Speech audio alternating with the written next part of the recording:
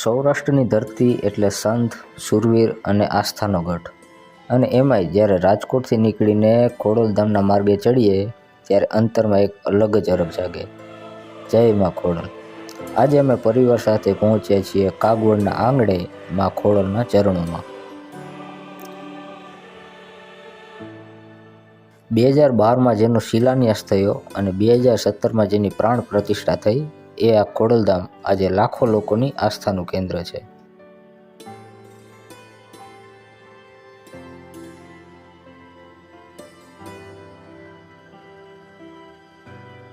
તમને જાણીને ગર્વ થશે કે જ્યારે 2017માં આ મંદિર ખુલ્લું મુકાયું ત્યારે 5 દિવસમાં 50 લાખથી વધુ લોકો અહીં ઉમટ્યા હતા. એટલું જ નહીં, અહીં એકસાથે 5 લાખથી વધુ લોકોએ રાષ્ટ્રગીત ગાઈને Guinness book of world record પણ બનાવેલો છે.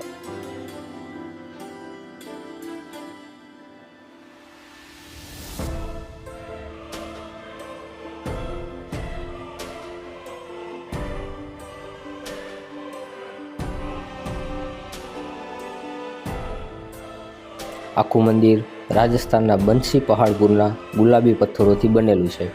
તેની રચના સંપૂર્ણપણે પ્રાચીન નાગર શૈલીમાં કરવામાં આવેલી છે. પથ્થરોને એકબીજા સાથે જોડવા માટે પ્રાચીન લોક એન્ડ કી પદ્ધતિનો ઉપયોગ કરાયો છે.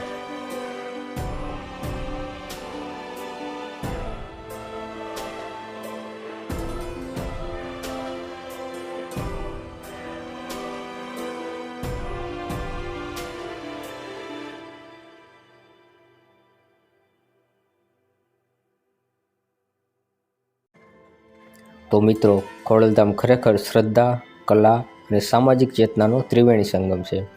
અહીંની સકારાત્મક ઉર્જા તમારા મનને શાંતિ અને શક્તિથી ભરી દેશે. જો તમે ક્યારેય સૌરાષ્ટ્રની મુલાકાતે આવો તો કાગવડના દિવ્ય ધામની મુલાકાત અવશ્ય લેજો.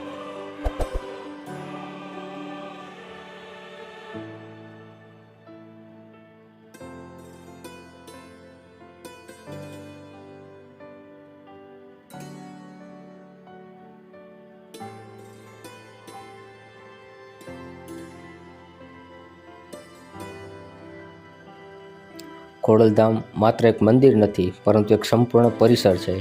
અહીં આવતા યાત્રાળુઓ માટે અનેક સુવિધાઓ ઉપલબ્ધ છે.